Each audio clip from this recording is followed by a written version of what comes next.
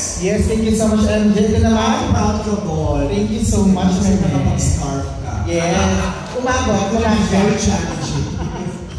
Ito na ang next set of question yung nagaling kay Kuya Alan Sangkon. Oh, Alan's here! Picture. Yeah, congratulations everyone. For sure, marami na excited after the success and tandem nyo ni Direk dun sa End the Breadwinner is ngayon Call Me Mother. So marami na namang mga kabataan nag-aabang what is all about. Pero talking about mother, di ba? Parang pag mother na yung pinag-usapan, medyo mabigat or magaang or masaya, di ba? May mga experiences tayo sa mother natin. Yung question ko po, siguro to all the cast who wants to answer po, ano yung memorable experience nyo with your mother na hindi nyo po malilimutan in your entire life? Okay, who wants to answer? MC, MC! Ako, hindi ko makakalimutan sa mother ko. Very supportive kasi ng mother ko eh. Lahat ng kailangan ko dati. Dati kasi may mga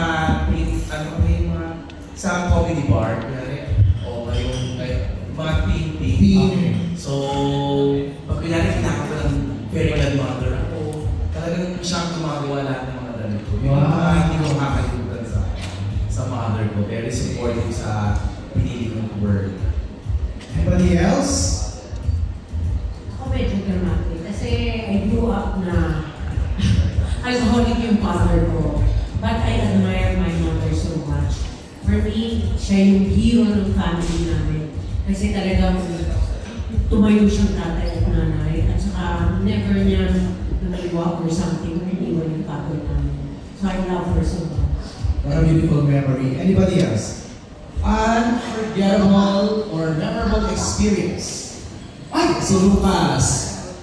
Ako po, every time pag may kailangan po, lagi po tinutulungan namin. Kaya may kailangan po, lagi siya pumunta. Tapos pag kailangan po may terminals na hindi ko nagagawa na kasama nang kaya ko kasama si Tita Angie, mga pareho ni Mami po. The simple things, no, Lucas, no? Okay. Anybody else? Unforgettable memory? Ako yung dati ko kasi alcoholic. Araw-araw nakikita siya uminom siyang Green Cross. Yung nanay ko naman yung nanay ko naman, very supportive din yung nanay ko.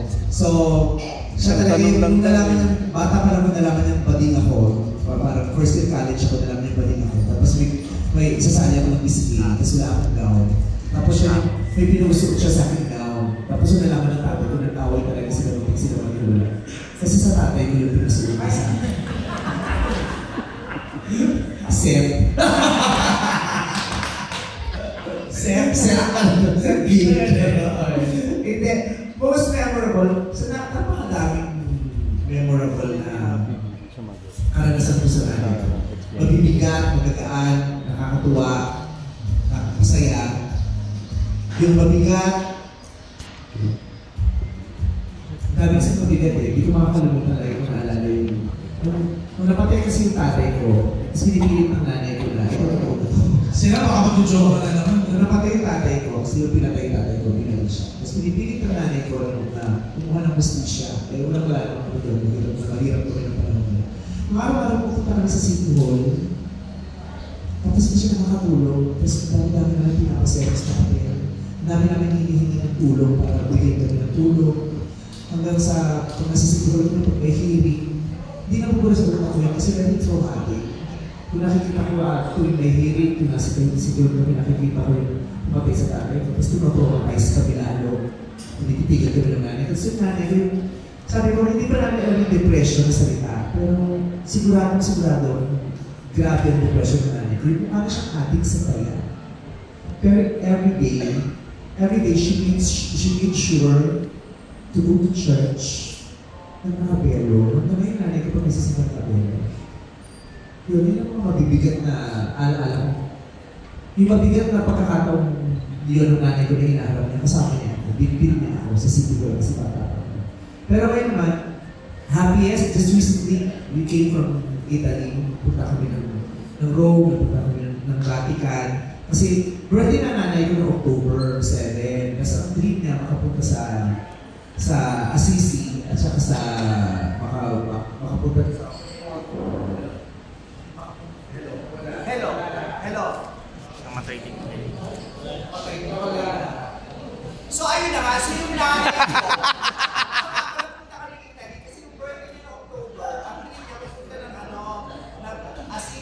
At saka, mapuntahan yung 4 holy doors kasi magsasara na siya.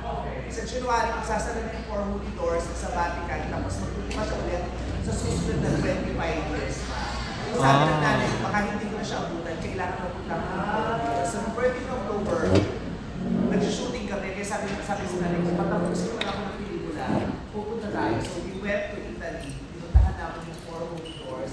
She was crying. Ang saya-saya niya. Sobrang saya niya. Tapos, ayun, umuwi siya. Umuwi kami at paulit-ulit ang sinasabi na, anak, salamat at swerte-swerte ko. Naranasan ko pa ito. Kasi ang pagdana ng nanay ko. Kaya yun ang pinipilit ko ngayon na maibigay ko yung mga gusto na kasi matanda na. Matanda na yung nanay ko. Kaya, ayun, ang saya-saya ko na hanggang ngayon nakakagawa pa rin kami ng napakagandang maraming memories ng nanay ko. Parang natatalo doon sa mabibigat at mapapait na alaala ng pinagsamahan natin. Thanks, Vice. Anybody else? Bago tayo mag-move to the next question, Nats? Ako naman, I guess yung sa akin sobrang simple lang. Pero kasi pag naaalala ko yun, talagang, ano siya, talagang sobrang importante pala ng memories. Marami kasi siya. Sobrang importante pala ng sa akin. Kasi yun yung isa sa mga memories na sobrang nag-build sa pagkatao. I mean, before pa mangyari lahat to, before pa ako makilala, nag-VTR pa lang ako. Yung time kasi ngayon, yung mga VTRs na pinupuntahan namin, nasa Makati. Tapos, sa QC ako nakatira.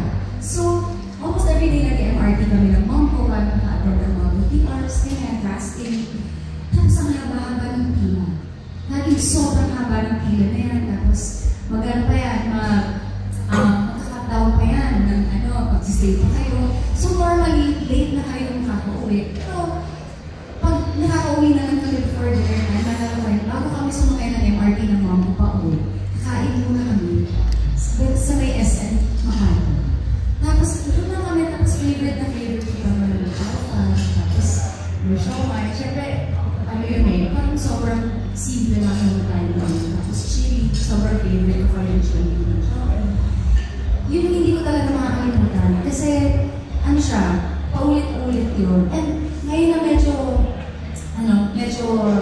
tumanda na ako, parang I look back into those moments and sabi ko, grabe na, yung mga ganong memories talaga yung mga nagsistick sa'yo. Sobrang simple lang yan, pero masaya.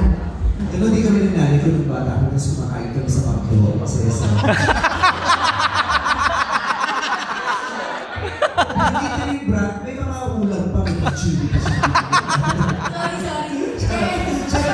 Parang ako yung pwede, di ba? Kaya ka nga nakadilaw, di ba?